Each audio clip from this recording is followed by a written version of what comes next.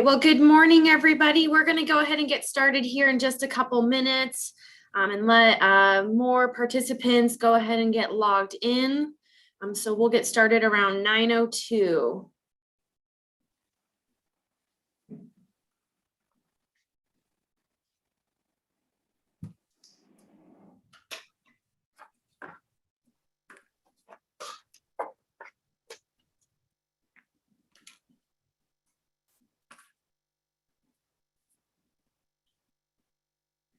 Good morning and welcome, everybody. We are so excited to have you. Like I said, we're going to go ahead and get started in about one more minute. We still have people joining us. So sit back and relax, and we will get started with all the fun here in just a few minutes, or I guess in just 1 minute.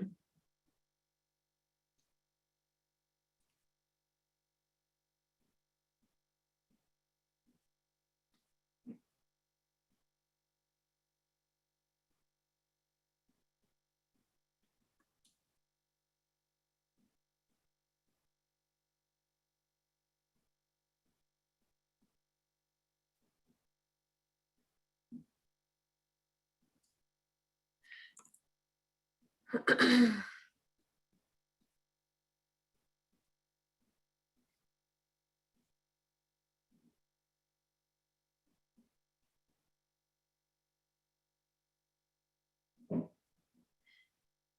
right, so we're going to go ahead and get started. Good morning, everybody. It's a beautiful Tuesday morning, and we are so excited to have you all with us. It is block 1, week 2 of our natural resources topic. And for those of you, the first 50 people who were with us last week and filled out the reflection, we mailed you your box of goodies, and we hope they got there on time. They should have. So thank you so much for joining us last week and filling out that reflection. We love to see your takeaways and how you can use some of our resources or ideas in your classroom. And all we really are hoping is that the information that we're talking about, sparks something in you that you want to teach any sort of natural resources and agriculture, in your classroom, whether you're using our actual lessons or you're doing a spin-off of our lessons, anything like that. We just love that you're here with us, and we're happy that that we can be here for you guys. So thank you for joining us. At the very end, we're going to talk about next week, and next week we'll start our block 2 with livestock. So we'll talk about that at the very end of this presentation. Feel free to use the chat feature. We will be checking, Chris and I will be checking through the chats or the Q&A and making sure that we answer all of your questions. And so we'll take time to stop and answer those questions throughout our presentation. In your boxes that you guys received, we gave you a handful of ag mags, the materials that you're going to need to participate in the activities today. And you did get a little tiny pink sheet that we asked if you got, I think, approximately 1 cup of water and a Sharpie or some sort of permanent marker, just because we can't ship really water or anything like that. So otherwise, you should have all of your materials. And if you are somebody who was not with us, unfortunately, last week and didn't get a box, these are super simple materials. Just follow along with us and watch. And then all of our materials that we are using, all of the lesson plans that we're going through, they will be online in PDF format that you can easily print off. And if you are an Ag in the Classroom person, you know that a lot of our materials are very budget friendly, very easy to find. And so we just hope that you enjoy our presentation today. So we are going to go ahead and get started. How do I go to the next slide? There we go. Okay, so our first activity is going to be throw and grow, and I'm going to hand this over to Chris to lead you through this activity.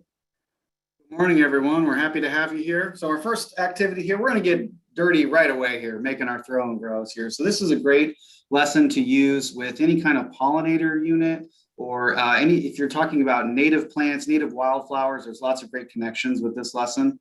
I want to talk just briefly about some of these book suggestions that we have here. These are some of our favorites. The ones in the upper right-hand corner, the Grow Happy, Grow Kind, and Chrysanthemum, those are excellent books to use for social emotional learning. Lots of really great connections there. Bring in agriculture and gardening related things, but also address that much needed social emotional aspect as well. And so those are great books there. Chrysanthemum by Kevin Hinckus and Grow Happy and Grow Kind by John Lass are both excellent. Some other couple new ones to us here this year, Flowers Talk and Flowers Are Calling. Both of those books deal with how flowers have evolved over the years to attract pollinators, essentially, and what flowers do with their color, with the shape of the petals, with all those different things that attract different kind of pollinators, and how different pollinators are able to access those flowers. So a lot of really great connections there with thinking about how plants have changed and insects have changed with them in order to create that pollination aspect there. One of our favorites is this book, Honeybee by Candace Fleming. This is Candace is an Illinois author. This is a really, really good book and really accurate look inside a honeybee hive. And so highly recommend this one. It has big, beautiful illustrations in it. It would be an excellent read aloud book as well for your classroom. So with that, let's look at our throw and grow. So you've got a couple materials that you need for this. So I'm gonna have Stephanie move on to the next slide there. So if you wanna get out, you should have a little seed packet. You should have some potting soil in one of these spice jars. And then you should have some air dry clay in a little baggie as well. So if you wanna get those things in front of you, if you thought you were gonna stay nice and clean during today's presentation, you need to change those expectations. All right, so if you want to get out this this air dry, this modeling clay, and kind of start to work that in your fingers a little bit, kind of loosen that clay up. And I typically just try to kind of get it in a disc-like shape, basically. Once you do that, find your wildflower seeds here. If you want to open those up, these are all Midwestern native wildflower seeds. These are readily available from a lot of different places. There's a number of organizations that have teacher grants that you can get wildflower seeds from. So there's lots of options to be able to access those. And again, they're readily available, pretty inexpensive. So there's a few different ways to make your throw and grow here. So what I'll do here is I'm just gonna spread some seeds onto this clay disc here and then kind of press those seeds into that clay. It's a little bit hard to show with the laptop camera here. You can see I've got some seeds pressed into that clay. And then I'm going to take my potting soil. Now I've already moistened my potting soil. And so if you haven't yet, it may be a good idea to kind of add a little bit of water to that potting soil. So it'll kind of stick together in your hands a little bit. It shouldn't be dripping wet.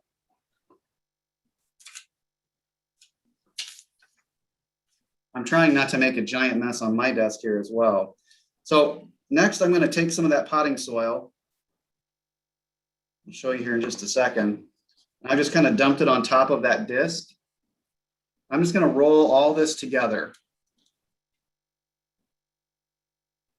You may need to kind of add a little bit more potting soil. And you're basically going to form it into this moist ball with those seeds kind of contained within it. So you can see I'm kind of working on mine. I think I added just a little bit too much water to my potting soil, but it seems to be sticking pretty well to that clay. So the idea with a throw and grow is that you would have students make these and let them dry slightly, so they kind of stick together better. And then the idea is that these can be taken out to any unmowed area. And as the name suggests, you can literally throw it out there, and that those seeds have everything they need in order to grow.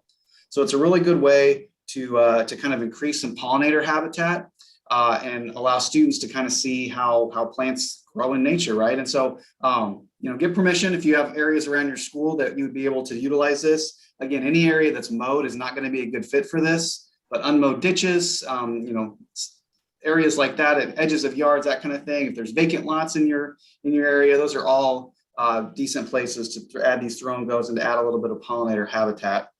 Another resource for you, in your box, there should be a copy of our brand new pollinator ag mag. We'll kind of talk about that periodically today. There's some really great resources in there about plants that are really great native plants that attract native pollinators. So that's some good resources there. And then there's resources on different types of pollinators as well, including what types of plants those different pollinators are attracted to. So another good extension lesson to use in your classroom. So once you've got that balled up, you're going to set that aside. You're going to let that dry for a couple hours. And then we would highly encourage you to take that somewhere later today and throw that out the window as you're driving down the highway, wherever. but please add those and help those plants grow that are pollinator friendly and give some habitat and some pollen and nectar sources for our vital pollinators. All right, so that is our throw and grow lesson.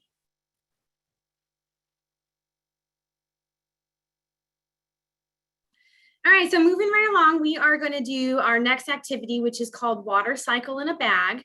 And so this is appropriate for many different grades. You can do this even with your kindergartners and start, even if the water cycle standards aren't in or written in kindergarten or first grade, you can still start introducing that idea that there's a cycle and that the rain is a part of the same cycle where the water and the streams come from and all of that kind of stuff. So this is super simple. We already have half of it set up for you. So everybody should have received a little baggie that has some aquarium rocks in the bottom and then this water cycle template on the inside.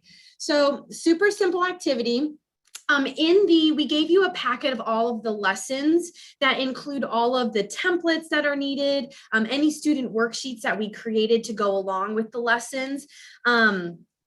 And so you should have a sheet of paper in there that has two of the templates on there. So it's easy to print and cut in half. And then if you have time ahead of time to just set up, put the templates in the baggie for your students, that's fine. If you are teaching a grade where they can put that in there themselves and then, that's fine as well. Whatever, time limit you have, if you're trying to save time and you can do it ahead of time, that is up to you. So we just use a couple, like a tablespoon of these aquarium rocks, and we put the template right inside. So then what you're going to do, and actually, I'm sorry, getting way ahead of myself. Before I talk about the actual activity, I do want to point out that in our water ag mag, which is a newer version we just released last year, and all of our ag mags that we're providing, and we're going to talk about the ag mags at the end, but all of the ag mags can be, you can get a entire classroom pack for free through your ag literacy coordinator, and we'll talk about how you can get those at the end.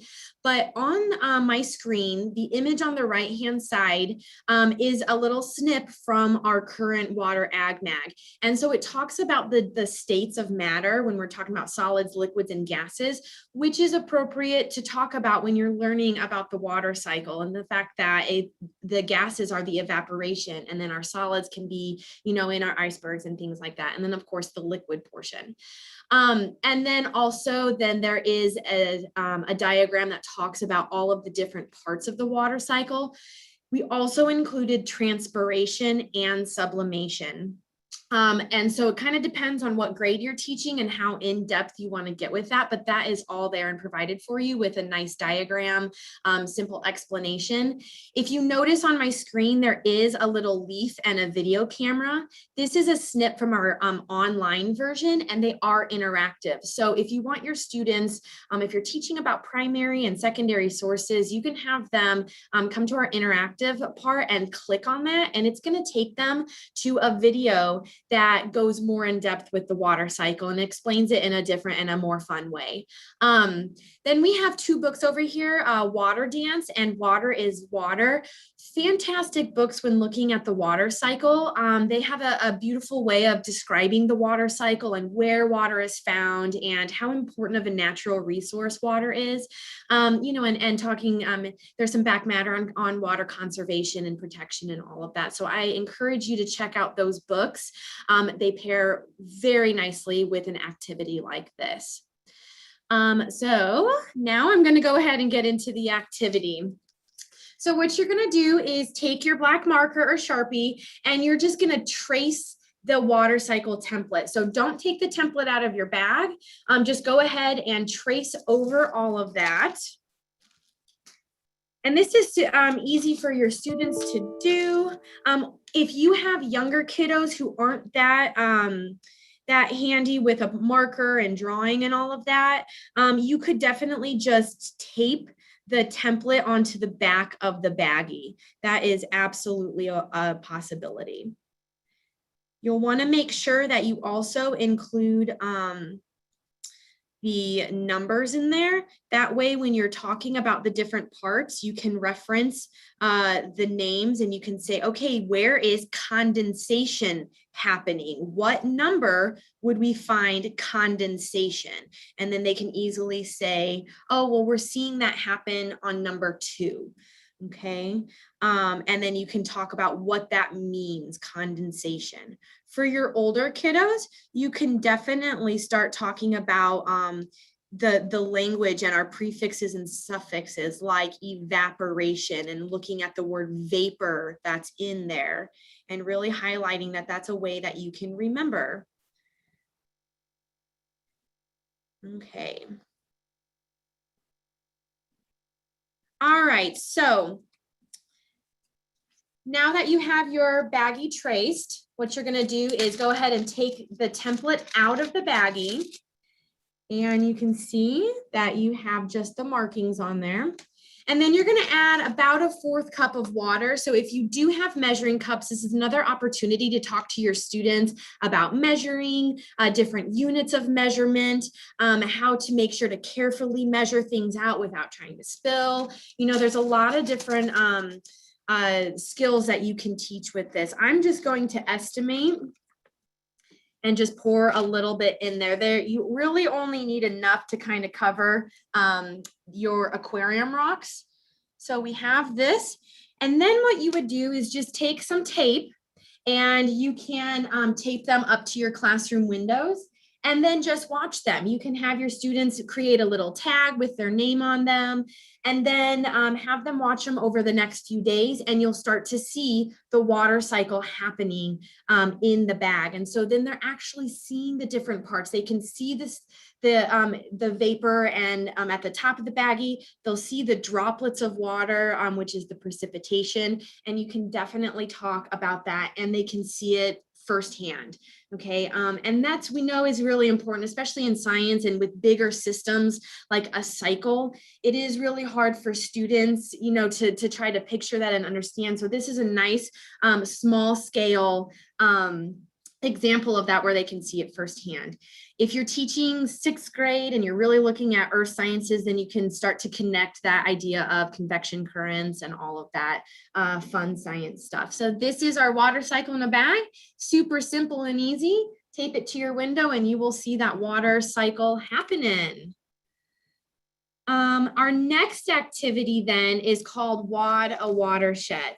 Now this one takes a few more materials. We gave you the Illinois watershed map, but we're just going to show a video that kind of describes it and then go a little bit more into detail. So we have 2 books here on the screen. One is called Watersheds, a practical handbook for healthy water.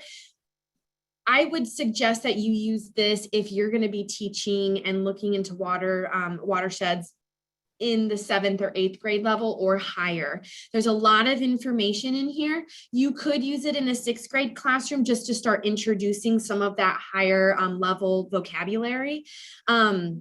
But it's more of a handbook and really gets into the nitty-gritty of how to take care of watersheds and what they are and all of that fun stuff. But then the bottom book, Watershed Protection, this is from the organization called Project Wet, and it just gives so much information. There's little cartoon pictures that are easy for students to you know, navigate through and read through the information, and it makes learning about watersheds and how to protect them more fun, and, you know, using those cartoons. So in your packet of lessons, we gave you all of the information, the actual lesson, and our suggested sequence of events. And then we gave you teacher resources. There are actually 2 teacher resources pages, which we are including teacher resources for all of our newly formatted lessons. So there's a lot of information on how you can have extension ideas. But then we give you a whole bunch of background information just so that you can become familiar with watersheds and some of the background information. And then there are some possible answers to the student worksheets. And you can see on the screen, I included some snips of what those worksheets look like. And they also are in the packet that we printed and handed out for you. So it's just to get students to start thinking about watersheds, you know, a list of all of the the possible materials or activities that humans do that could positively or negatively impact watersheds. And so it just starts really getting them to think about human activity and maybe their own personal actions and all of that stuff, and how it might be hurting our environment, and simple ways that we could maybe change some of our habits to just be a little bit more aware and concerned of what we could be doing to pollute or affect those watersheds, which, you know, all of our plants and animals rely on. We rely on clean water. So it is something that's really important for us to understand. So with that being said, I'm going to play our video that Chris made last year. That's going to talk you through the activity, the materials that you need, and how you could do this activity in your classroom.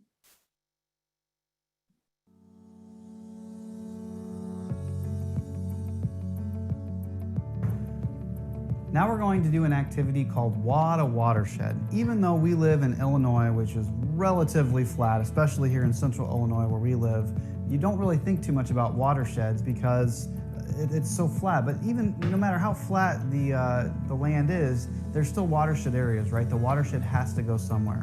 So this lesson is a great opportunity to talk to your students not only about the geography in your area, but also the importance of the ecology of these ecosystems and trying to protect the watershed around us. So to get started, we're going to get a big piece of freezer paper. Okay, so Lincoln's going to take this freezer paper and he's going to crumple it all up into a ball.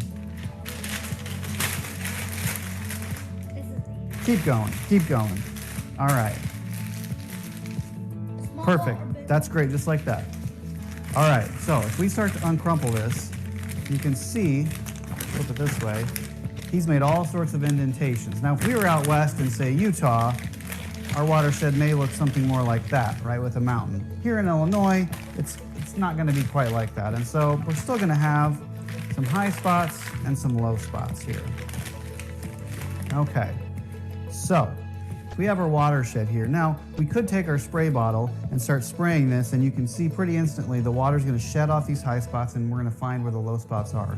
We're gonna do a little twist on this and think about what goes with the water when water is going down through these watersheds. So I've got a couple just basic things here. Lincoln, you can kind of help me here. So I've got just a brown washable marker, and we're gonna say right here is a construction site where they've created a big dirty mess here. They've got a lot of open soil here at this construction site. And let's say too at the construction site, we'll use a little rice here. And let's say they've got some kind of construction junk that they've left out at their construction site. All right, so we've got that. Maybe over here, got some crushed red pepper flakes. Maybe not the best choice for your classroom, but it's what I had available here. Let's say over here, this is the dog park and nobody's been getting their dogs doo-doo cleaned up, and so dog park's getting kind of messy over there. And let's say right here, we got some sprinkles here. Let's say a guy didn't really read the instructions, put way too much fertilizer on his lawn than it needed, and there's a whole lot of extra fertilizer sitting in that lawn here before it rains. All right, so I'm gonna zoom you in here and we can see, don't eat that, come on. We're gonna see what happens here when it starts raining. Okay, so it's gonna start raining here, so we're gonna use our spray bottle. Oh boy, look at all that dirt.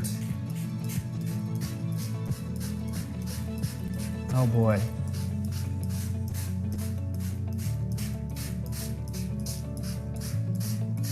Okay, so stop for a second there. All right, so you can see we're watching it go down here. A lot of it, from this side anyway, is all collecting down here.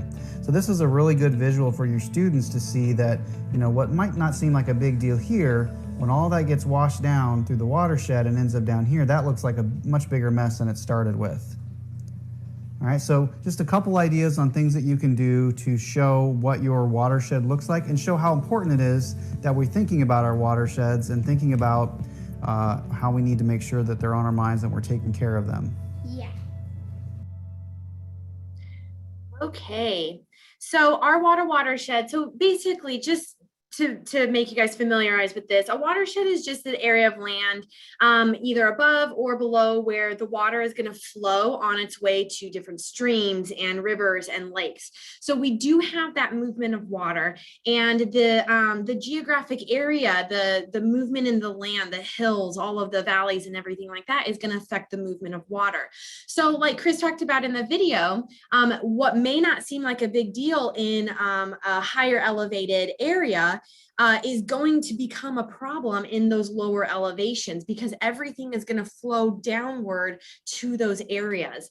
And so fertilizers, things like dog poo-poo, anything like that is going to have an effect on there. And so we just need to be really careful of that. In your worksheet, it is always, it's also going to talk about point source pollution and non-point source pollution. So basically where we can identify where the pollution came from would be your point source. And then non-point source is, it's not as easily identified. We're not sure where the water came from. We can try to trace it back. But especially when you start to get different chemicals into water, it's going to spread out. Some of it's going to get caught upstream on rocks or in different areas. And so it can be difficult to trace that back, but we're adding that, that next level of understanding different forms of pollution and all of that kind of stuff. So that is our watershed activity.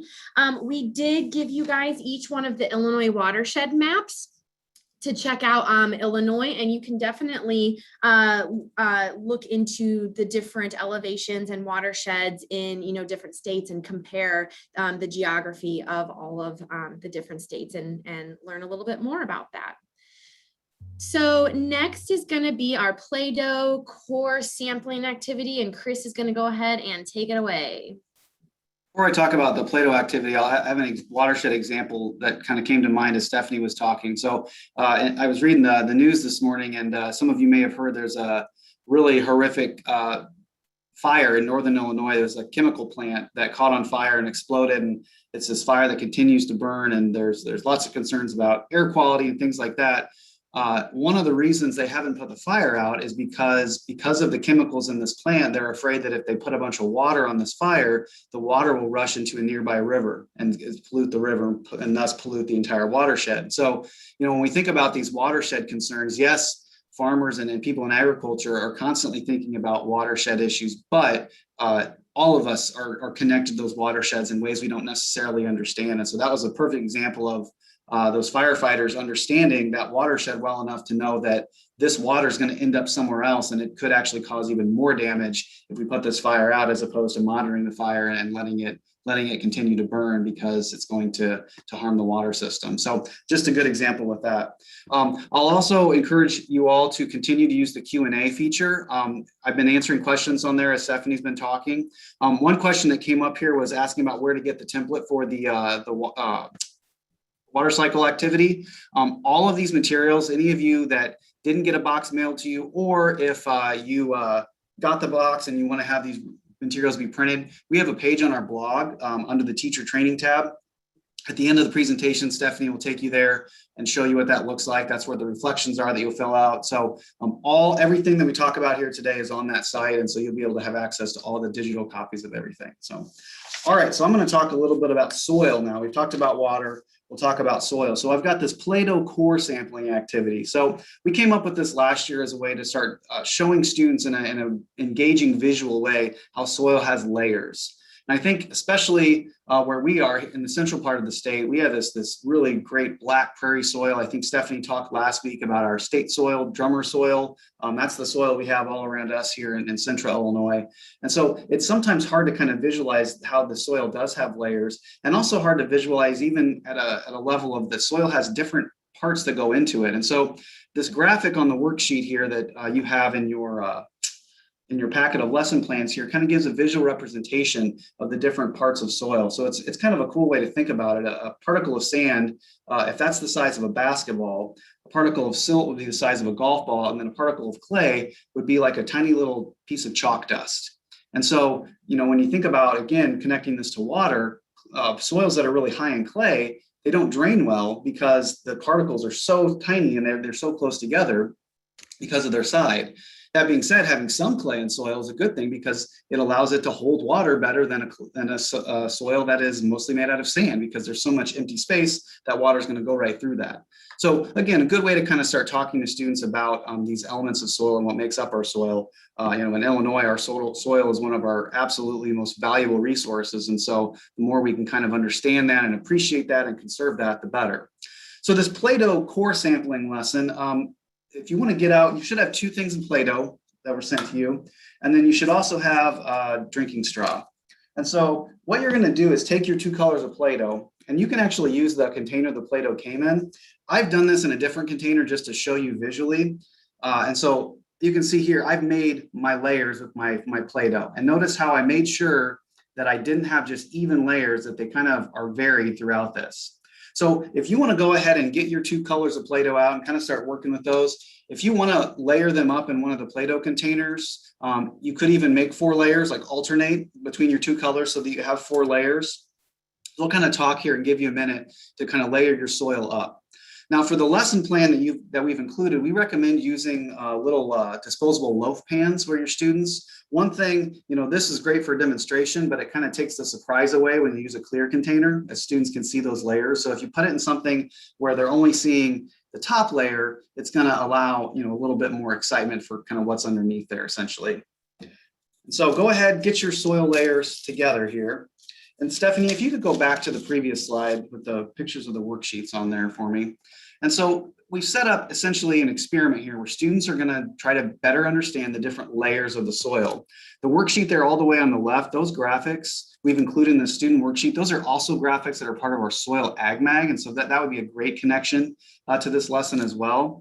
And so you can see here that this top layer of topsoil and the humus layer, we've kind of lumped those together because I think any land that's being used for agricultural purposes, those layers are going to be intermixed to a certain degree just by using that land, by planting in it and harvesting and things like that. If you go into, say, a forest, that humus layer on top, that's this decomposing plant matter, is going to be much more readily apparent than in most soils that are being used for agriculture. So we've kind of lumped those 2 layers together. And then we've got the subsoil, the parent material, the bedrock in there as well. And so the idea is that each color of Play-Doh is going to represent one of those layers. So you can see in that middle worksheet there, we've got a chance for students to essentially take core samples of their Play-Doh here. And so you can do this with me here. And again, you're using a little bit less Play-Doh than we would maybe use for the student part of the activity. We just wanted you to get an idea of what it looked like. It's going to be a little, like I said, a little less Play-Doh than normal. So I'm just going to push my straw down into this and we'll see how I do here. So one thing, this container is so tall that it's kind of hard to get that straw in there. There we go. So you can see there's my core sample here. And so if I assume that this top layer is my topsoil, you can see I have a very thick layer of topsoil in that section compared to the other layers of the soil. So I would go to that worksheet and I would use my colored pencils that match the color of my Play-Doh, and I would draw as accurate representation as I could of that core sample there. If I go to a different part of my soil, you can see there, I've got a very thin topsoil layer.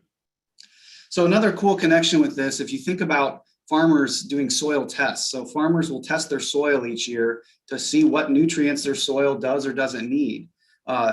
Those soil inputs are expensive. Farmers don't want to add any inputs that they don't need to add, that their soil doesn't need. And also, farmers are trying to make sure that, we can, again, connect this to Watershed. They don't want to add anything to the soil that's not going to be utilized by what they're growing that could potentially leach into other places. So they want to make sure that they're keeping those nutrients in their soil, used for their plants as much as possible. So we do soil testing on my little farm, and we have essentially, it's a metal tube that we stick down into the ground and essentially get this exact same thing. It only goes about 6-8 inches in the ground. You get a sample of that topsoil area. We mix those together and send them off to a lab. And then they tell us the things based on what we're trying to grow. They tell us the things that we need to add to our soil for the best crop growth for the following season. And so this is essentially the same kind of concept that the farmers are using to test their soil. We're doing that here, doing some core samples. Again, farmers are not going down to the bedrock layer, right? They're only testing that top 6 to 12 inches of soil. This is meant to demonstrate the full soil horizon, but you get the same idea from the lesson. So we really like this lesson. I think it's a great way to start talking about soil. It's a great way to kind of get students to think more about this, the ground they walk on all the time. We don't often think about what's hidden but beneath there. And so it's a great way to kind of engage them with that and get them curious about that as well.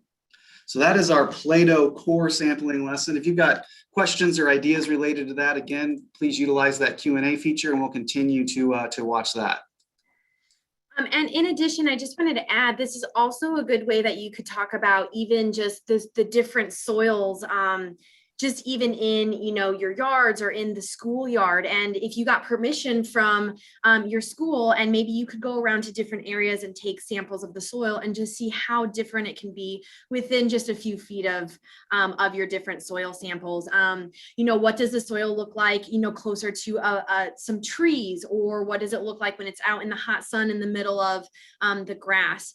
And then you could even connect that to, landscaping at home, or, having a vegetable or garden, in a backyard or something, and, trying to pick the best place to plant that. I know around my house, the soil is so different. And so I have to be careful with the types of plants that I'm going to be planting, because some of them are going to be, better with more acidic soils, or some of them are going to be better in the shade, and so we know that we have the tags that you can get with all of the plants. And so you could definitely bring in that idea of gardening and make that connection to agriculture and farmers and all of that. I'll add one more to that, Stephanie. We've been talking about in our in-person Summer Ag Institute presentations this year. We've been talking about the St. Louis Science Center has, if you Google St. Louis Science Center and soil your undies. Did you talk about this last week, Stephanie, on here? No, I didn't. Okay. No. So they have this Soil Your Undies challenge, which basically you buy a pack of just plain white cotton underwear and you bury them.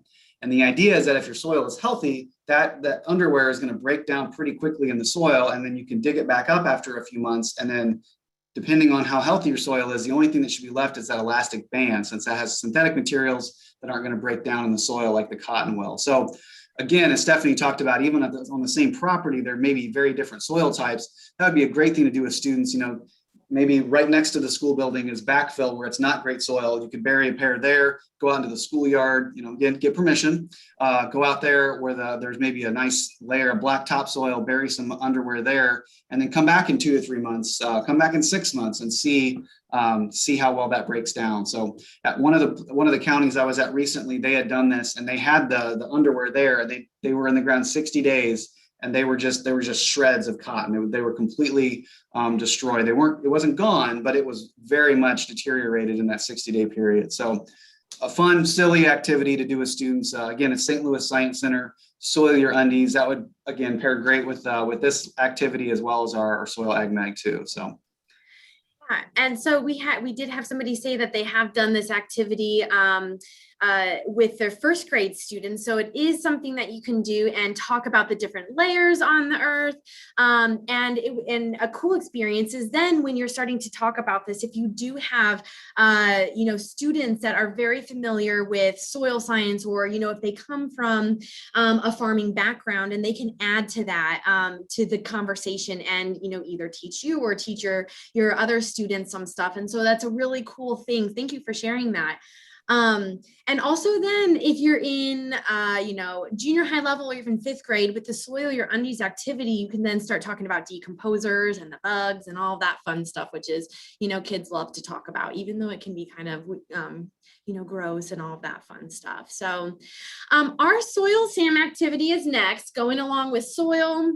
This is another fun activity just to start to look at what do we need for seeds to germinate and then the plant to start growing. So we have a little baggie that we gave you that has grass seed in here, a couple of googly eyes, and then a little footy pantyhose. And then the rest of your soil that we gave you in the jar, you're going to need that as well. So before I start the activity, I do just want to point out that we do have worksheets, student worksheets that are really focused on scientific inquiry. We all know that inquiry is really important, especially when we're talking about science, because it encourages critical thinking. And that is really important in general as a life skill. So you can find these scientific inquiry worksheets online as PDF version. They're more appropriate for 5th grade and above. So just to actually fill out, but obviously at any grade level, you can start practicing those inquiry skills. And I'll talk a little bit more about what I mean with turning this into an inquiry project as we're doing the activities. I'm going to go to the next screen. Okay, so first what you're going to do is you are going to take the little pantyhose and the googly eyes out of your jewelry bag.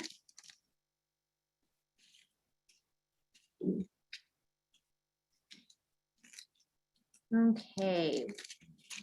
Now, in the actual lesson, we do suggest using knee-high pantyhose, but you could also use the little footy ones. Both of them will work just fine. So we gave you all the little footy pantyhose. So you're first going to kind of open them up, and then you're going to pour the grass seed down into the toe portion. We're using grass seeds as a monocot. It's easy for those types of seeds to get through the pantyhose. And then that also gives you another opportunity to talk about the differences between monocots and dicots. We have a great book suggestion. It's called, oh my gosh, Chris, what's the name of the seed book? Dr. Seuss, all of a sudden I lost it. Oh, Say Can You Seed? That's what it is. Yep. This came to me all of a sudden. Oh, Say Can You Seed is a fantastic book that you could pair with this that really starts talking about seed germination, and it introduces a lot of scientific vocabulary like monocot and dicot, things like that. So even if you're reading this to your students who are in kindergarten, 1st or 2nd grade, and they're not going to understand what those terms mean, you're at least introducing those concepts. If you are teaching upper level junior high and high school, you can still use this book because it's really honing in on those topics. And even though it's a picture book, there's label diagrams and all of that fun stuff in there. So now that you have your seeds in your pantyhose, you're going to go ahead and pour your soil into the pantyhose. Okay, and just dump it all in there. When you have that, you can kind of form this into a ball. And some of your seeds might fall through a little bit. And then what you're going to do is knot the end of this. Just tie a knot right in the end to keep all of the soil and everything in place. Okay, now what you're going to do is with your water, if you have it in a cup or a dish, you're just going to dunk your water in there and then just kind of squeeze it out a little bit. So we just want to kind of moisten. We don't, all of it is going to be wet anyways, but we want to moisten that soil, give the seeds some water so that it can start germinating.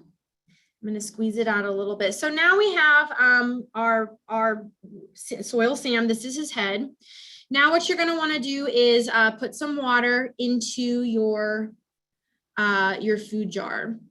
Now we are using these little plastic containers. You can use, there's a lot of different types of containers that you can use.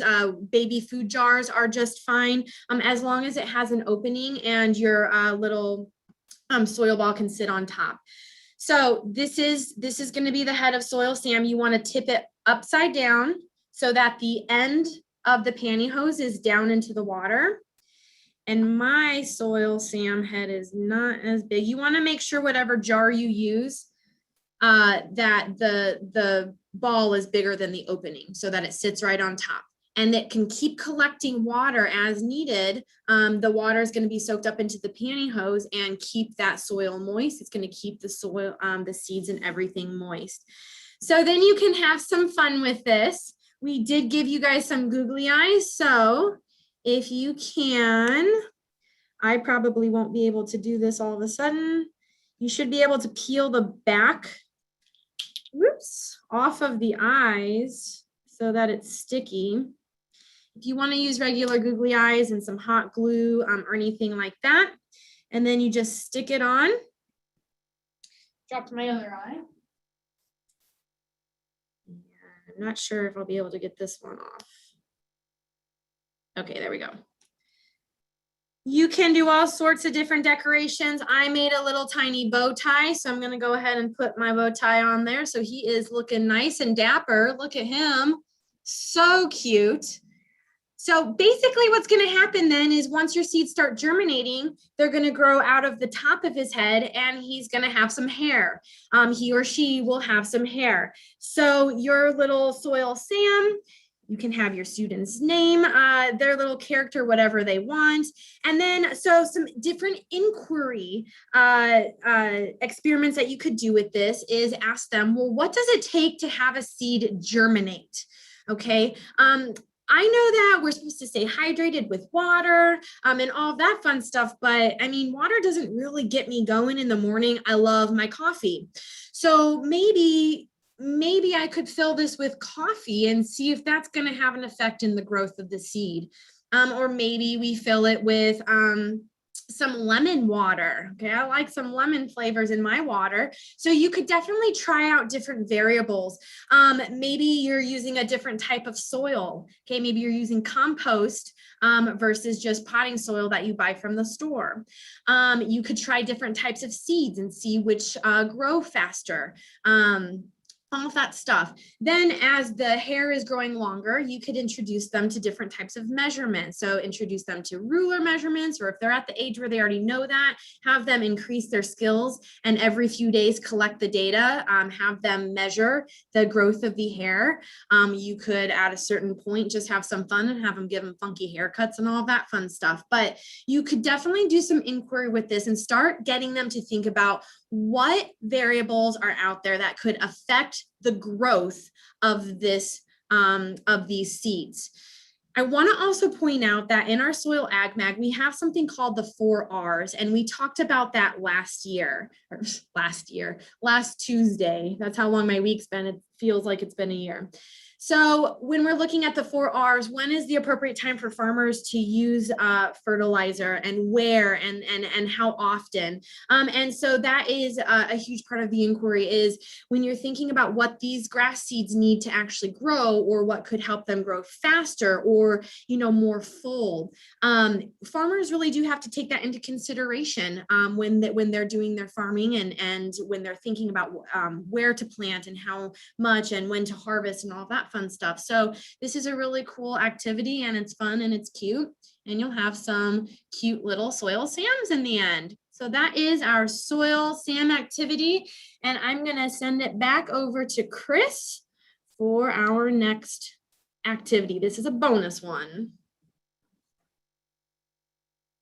You're muted, Chris. Thank you. You got your very own Ag in the Classroom cilantro bucket here, and so in the interest of time, I'm going to encourage you to do this later today. And the idea is that we're going to do our specialty crop block here in about a month. And our goal is we're going to have a brand new cilantro related lesson. And so our goal was that you'd have some cilantro growing by then, come back and join us for our specialty crop section, and then be able to kind of connect the cilantro growing in your bucket to that new lesson there. So you've got everything you need to grow a little cilantro. One tip I would give you too, cilantro seeds are they really need to stay moist to germinate. And so what you could actually do is you could actually just soak those seeds in some water for maybe 4 to 6 hours and then plant them in your peat pellet here. And that would give them a little bit of a head start and make sure they absorb some water to split open and be able to start growing. So, so yeah, we encourage you to plant your cilantro and come back to us for our specialty crop sessions, and we'll have a lesson that goes with that. So, all right, so that's our planting cilantro there. So I encourage you to do that. Our next lesson is a bag butterfly. You should have a baggie here with some pieces of tissue paper cut up in it. And Stephanie, if you want to advance that slide for me there too.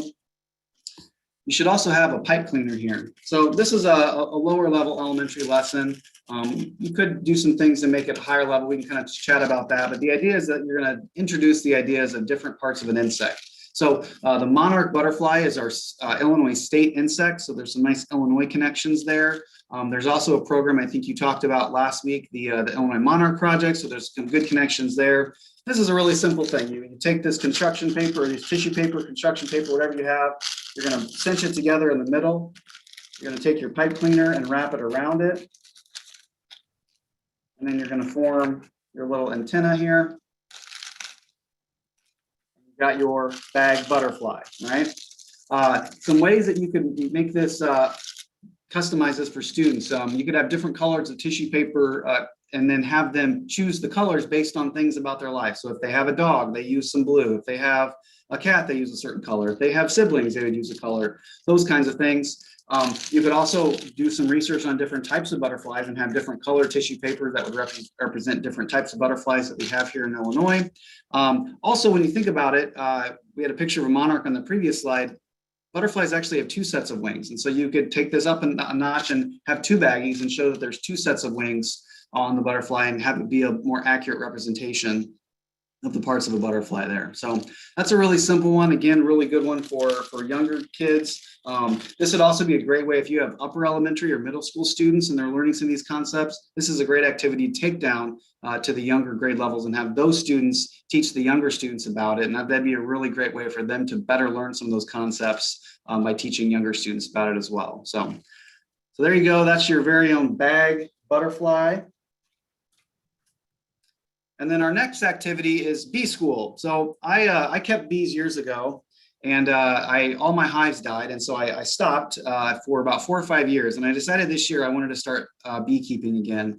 So I thought I would take advantage of the opportunity to walk people through what it's like to be an amateur beekeeper. So I started doing these bee school videos. So they come out every other Wednesday. There should be a new one coming out tomorrow, actually. We're sharing these on our YouTube channel, also on both our Facebook and our Instagram feeds. And we also have a page on our blog that houses them all at well. Each of the videos are about 5 minutes long. They start, you're gonna watch the first video here when I got my new hives and show you that process.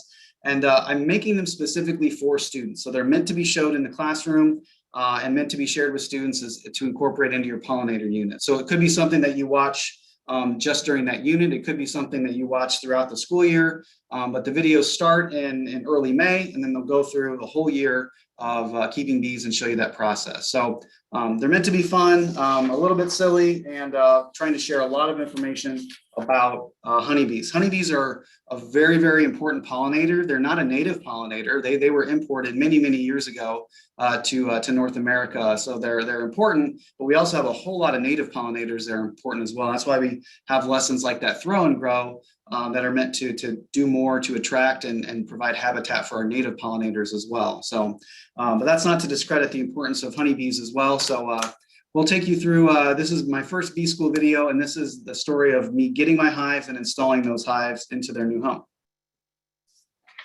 Hey everyone, it's Chris with Illinois Agriculture in the Classroom, and I have an exciting addition that I've made to my farm. Let me show you. It's bees!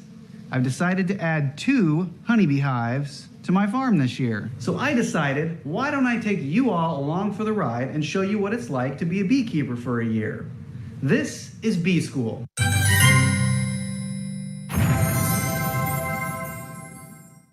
Whoa, whoa, whoa.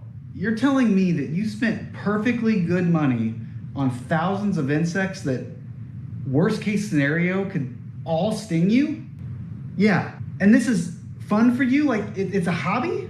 Yeah, oh yeah, it's really fun. Have you heard of video game? No. It'll be fun, trust me. Come on. Okay, so I bought 2 packages of bees. So each package has 1 queen inside, and she's actually in a little cage hidden behind these bees right here. And then there's 3 pounds of worker bees. So that's roughly 10,000 bees and 1 queen. This hive will continue to get bigger and bigger and bigger as long as I do everything right. So these ladies have been in these packages for about 24 hours roughly. The person I bought them from is a beekeeping supply company, and they actually drive down to Georgia, pick these up, and then drive them back overnight, and then distribute them to beekeepers. So I think these ladies are pretty anxious and ready to get out of here, so I'm gonna install them into their new homes. I'm gonna take you along for the ride. It's really, really windy outside today, and so I'm gonna do this a little bit differently than I normally would, and I'm also gonna not try to talk to you as I do it, but I'm gonna narrate over the video after the fact so that you don't have to listen to the wind howling. All right, let's go install some bees. Let me also scream this from the rooftops. I am an amateur beekeeper. I have bees a few years ago. I haven't done it in 4 or 5 years. I want to get back into it. I know some stuff, but I am not an expert. And so I call this bee school because I want to teach you all some things about honeybees, but also I'm going to be learning right along with you. So I might say some stuff that's not 100% accurate or that a lot of other more experienced beekeepers would disagree with. That's okay. We're all here to learn. Okay, here we are in our apiary. So an apiary is a collection of beehives. So here I am with my packages, and I'm going to use my hive tool to peel off this top piece of wood here. And you can see this can in here. This is a can of sugar syrup. So the people who package these bees put that feed in there, and they put a couple of tiny little holes in the bottom of the can to feed those bees for their long journey. So I'm going to start to pull that can out. And before I pull it out all the way, I want to spray these guys down with some sugar syrup. And so this is syrup that I made ahead of time. And so I'm going to spray them down, and that's going to wet down the bees. They're going to start feeding off each other, makes them kind of sticky, and essentially distracts them and keeps them from flying all over the place once I actually open up this package up. Then I'm going to hit that down onto the table. That might seem like it's going to hurt the bees, but it actually doesn't. And you can see there's the queen cage hanging down from inside that packet. So I'm going to pull that out here in just a minute. So I'm spraying more sugar syrup into the hive, trying to get those bees distracted, while my next step is to get that queen out and get her into the hive first. The reason the queen is not with the rest of the bees is this is a new queen for these bees, and so they need to get used to her pheromones. And so basically they need to accept her as their new queen, and then they'll do everything they can to protect her. And so by putting her in a cage, it protects her for those first couple days and allows them to get used to her. So the strap here, I'm going to peel that up and pull out the queen cage. And inside this cage is a queen and a couple of attendants to help her out. And when we do a close-up here, you should be able to see a little white dot kind of dancing around in there. That is the queen. So she is a marked queen, so they use a little paint marker on her, and so it makes it easier for me to find her in the hive.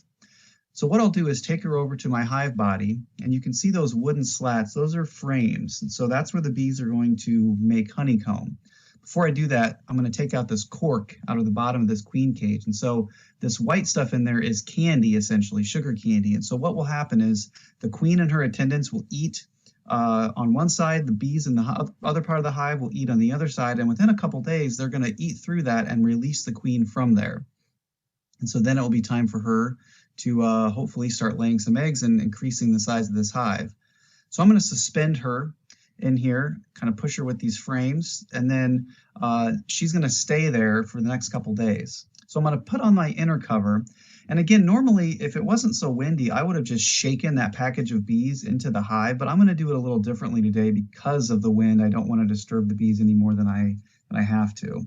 So what I'm going to do is just flip this package over on the hive and then put another empty hive body on top and allow those bees to kind of work their way down into the hive over the next couple hours. So I hit them one more time to get them loose. I'm going to flip them over that hole in the inner cover. You can see they're going to go right down and around and surround that queen, which is what I want. I'll put the hive body on top, and then I'm just going to put the outer cover on top of this.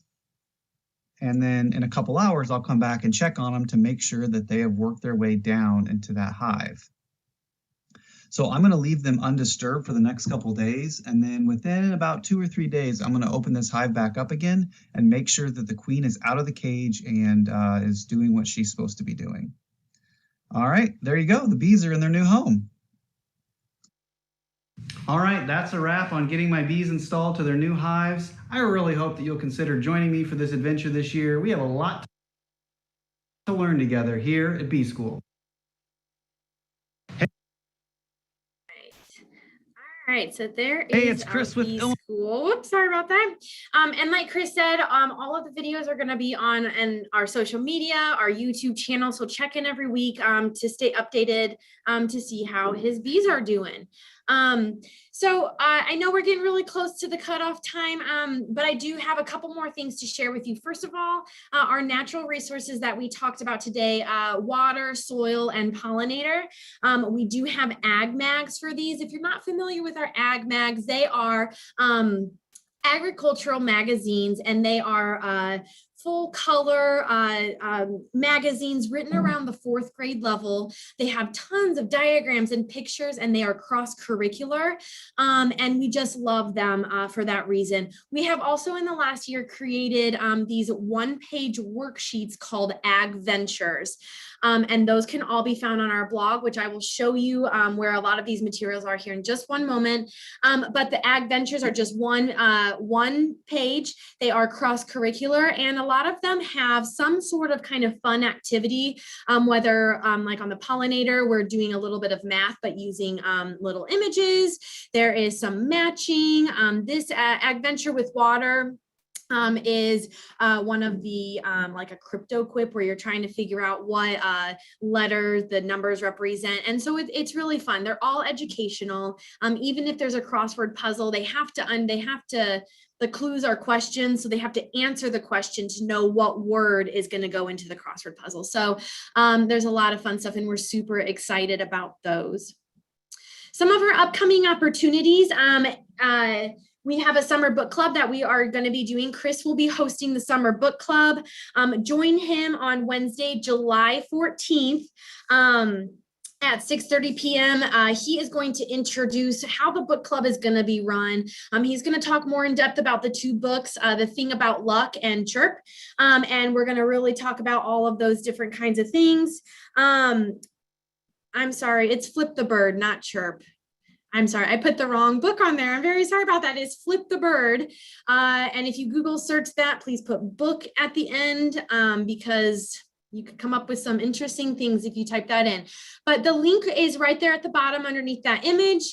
And it is just IAITC.co/book club. Please sign up and join us. After that initial meeting, you'll choose which book you want to read, and then we will mail you a free copy of that book and then give you a couple weeks to read it. They're both very quick reads. And then at the beginning of August, there will be a night to discuss each of the books. So one night will be The Thing About Luck, and the other night will be Flip the Bird. And you'll talk about lessons that you can incorporate and pair with these books and different ideas. And so we hope that you join us with that. The next opportunity that we have is going to be, we have 2 grants that are going to be available for you. We have our classroom project grant and our classroom book grant. I will be hosting a workshop focused on these 2 grants. I'm going to give you a lot of information about the grants, talk about the applications and the past winners and some of their ideas and some of the things that we're looking for in terms of both of them.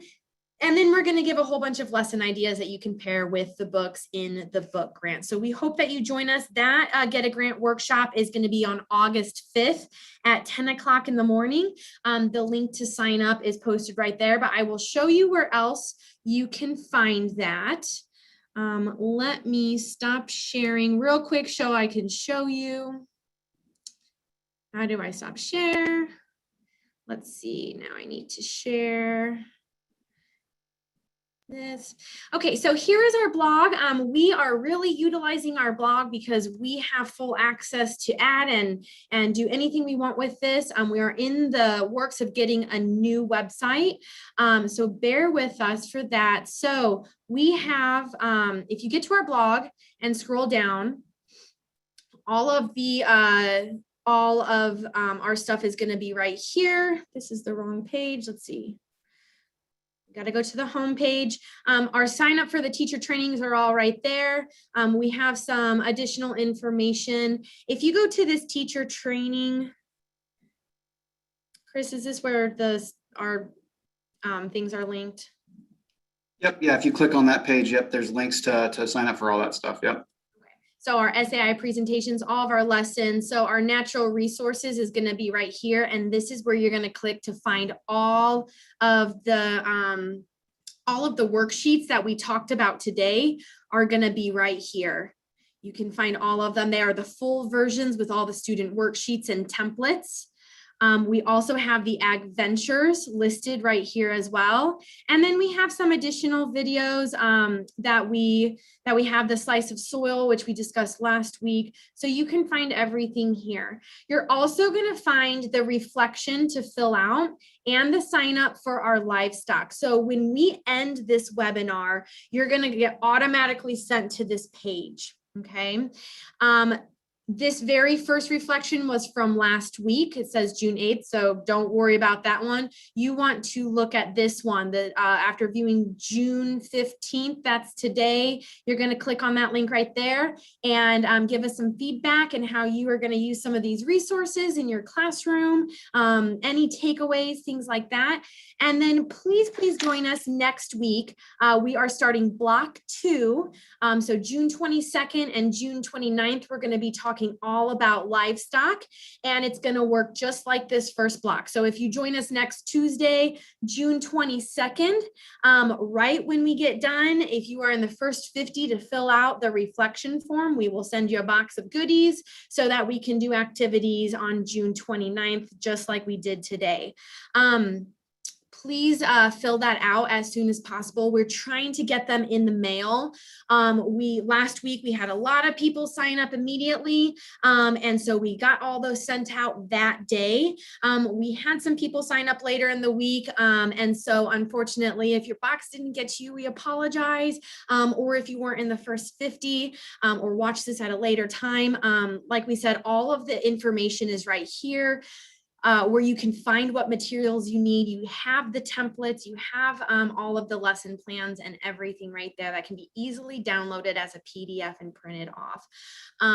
We really hope that you're enjoying all of our stuff and our workshops. Thank you so much for joining us. I know that I've met several people during our travels for our summer ag institutes that we're doing presentations at.